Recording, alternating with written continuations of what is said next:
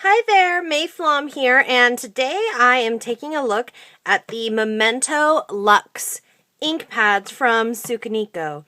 And these are, it says right on the front, for mixed media. And that had me really intrigued, so when they offered to send me some so I could check them out, I definitely wanted to do that and share with you guys my findings. Now this video is a part 1 of 2. There'll be this video, and then I'll actually take these and make a project and share that with you next week on the blog in part 2 about these inks. So, first thing I like to do with an ink pad like this, flip it right over, and this particular one says, Mixed Media Pigment Ink is archival, ideal for paper, fabric, wood, leather, and more. Formulated to provide rich colors with a fast drying time. Heat set the ink for permanence on porous surfaces, including fabric. Images remain vibrant on textiles, even after repeated washing. Keep out of reach of children. The bottom line with these is that they are very vibrant, very juicy. Here you can see it stamped in blue. You can see it. This is the gray. It is sharp. If I'm stamping with, for example, a word stamp, it is going to stamp really nicely, as you can see. You will have to get the ink off of here. You will have to either wipe it down, wash it down, rinse with water, something, but you're going to need to clean your stamps after using this, so that's something to note. I have not had any problem getting the ink off of my stamps. I've also not had any problem getting the ink off of my hands. So that is something you'll want to note. Now, it stamps beautifully on paper. The one thing I will note, it's been about 1 full minute since I stamped that, but it is still wet. Okay, you see how I ran my finger over it and it's smeared like crazy. Now, it will dry on its own. Up here, these things I did not heat set. It will dry on its own, but it stays moist for a good amount of time in comparison to some other ink pads that I use where pretty much the minute that you put it on, it's dry. This is actually, in my opinion, a really good thing. And the reason I say it's a good thing is because, a couple reasons. Number one, you could emboss with it. Because it stays wet for a good amount of time, if I was to bring in clear embossing powder, sprinkle it over, and heat set, the embossing powder would stick to the image because it would still have some moisture to it. So that is a really positive thing. It also means that when you're working on different projects, like here is a canvas that I was just playing around with. Okay, I was just directly putting the ink pad down and seeing what would happen. It does stay fairly wet, and I haven't played with it with water, but you can see it does react nicely with water, okay? You see how it kind of made kind of a paint wash, and the colors will blend a little bit. You see how this down here, it's getting kind of pinky purple now in between.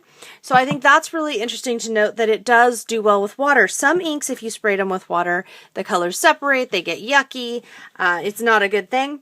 I'm liking what I see here, and what I would need to do, so one of the things with these inks that I think is pretty key is, for the most part, like this ink right here, I put on a couple days ago, and it feels just slightly tacky. I never heat set it. So I feel like if you're not working on paper, if you're working on, this is a burlap covered canvas, if you're working on anything other than paper, and even if you are working on paper, personally, I would just always heat set this ink because it will dry on paper. It's not a problem.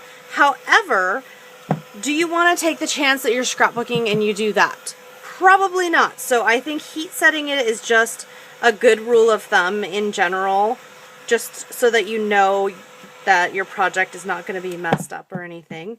And that's still kind of wet. This kind of takes a while to dry because really the color can really get into those nooks and crannies, but you can kind of get the idea here. So it reacts nicely with water.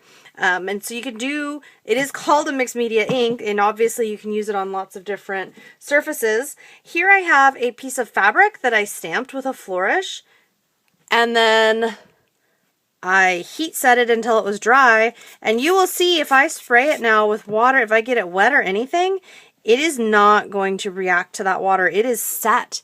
So I have got a great ink that will actually work on fabric and be permanent on fabric and other materials. So I think that is really cool and a lot of fun.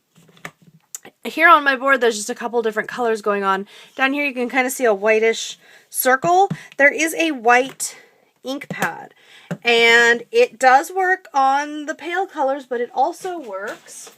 Here you can see I've stamped the white ink pad onto a dark blue cardstock, and it's really vibrant and beautiful. And this is another one I did not heat set, but I did it earlier today, so it had some dry time. And it's absolutely beautiful in darker cardstocks, and good white ink pads are very hard to find, so I'm very excited about this one. The ink pad itself, it's kind of a foamy ink pad, and it's got a lot of color. I'm really excited about these because I think that they're going to be a lot of fun. Kind of bridge. I kind of almost see them as using them in the place, they would work in the place of an ink pad or of paint. And when I'm doing more of my layering and my mixed media funky stuff, I can see using these a lot to get different effects, to get a little more, because they're so rich and so full of color. I could kind of see getting these into play with more of my canvas pieces or my cards and things where I'm doing a lot of texture and I want really rich, beautiful color coverage. And I'll just take, on this blue, I'll take a corner of paper and just press it in onto the ink pad if I wanted to, you know, color directly. You can see, and there's a lot of, it is almost somewhere between paint and ink. I mean, it's really rich and beautiful. You can see here what I've done. Right? So it comes in lots and lots of colors, and over on my blog I'll give you a list of some of my favorites. I'm really loving this nautical blue and lilac posies and wedding dress, the white one, of course. I'm also really loving the espresso truffle, which is kind of a grayish, brownish grayish color that's really beautiful. But honestly, a lot of really nice colors here and a lot of possibility for technique and for creating. If you have any questions, swing over to my blog and feel free to ask. As I said before, I will be doing a project tutorial with these ink pads and posting it next week on my blog. Happy crafting!